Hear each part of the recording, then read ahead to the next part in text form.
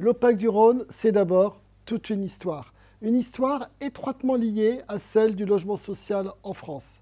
Car le fondateur de l'Opac-du-Rhône, Laurent Bonnevet, que vous voyez derrière moi sur le médaillon, c'est aussi le père des offices HLM.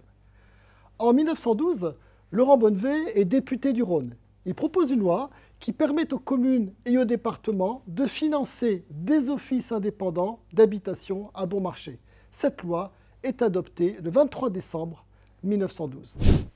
Il nous est apparu que dès à présent, il nous serait possible de prévoir l'institution d'un organisme public des habitations à bon marché, autonome et indépendant, perpétuel et désintéressé, qui remplirait l'office de constructeur et de gérant. Mais comme Laurent Bonnevet est aussi conseiller général du Rhône, il bataille pour que cette loi s'applique à son territoire. Et là encore, il obtient gain de cause. Le 12 avril 1920 est créé l'Office public d'habitation du Rhône, l'ancêtre de l'Opac. Alors, aujourd'hui, l'Opac du Rhône, c'est tout un territoire.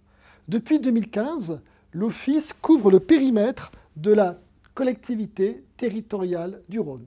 Il gère un patrimoine de 12 002 logements sur plus de 600 résidences, auxquels il convient d'ajouter 1400 logements pour personnes âgées ou handicapées. Il est également aménageur public et, depuis février de cette année, organisme de foncier solidaire.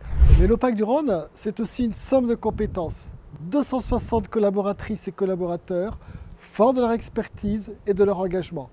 Leur ambition, réaliser au profit des acteurs locaux, habitants, locataires, élus, des projets sur mesure et de qualité. Et demain, l'avenir de l'Opac du Rhône s'inscrit dans la société anonyme de coordination Au fil des deux fleuves qui scelle son association avec Loire Habitat. Alors retenez bien ce nom. Deux fleuves, c'est l'expression d'une volonté forte de dépasser des frontières.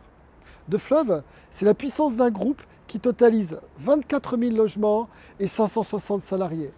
Deux fleuves, c'est surtout un projet de territoire qui associera exigence patrimoniale, exigence de service et exigence environnementale.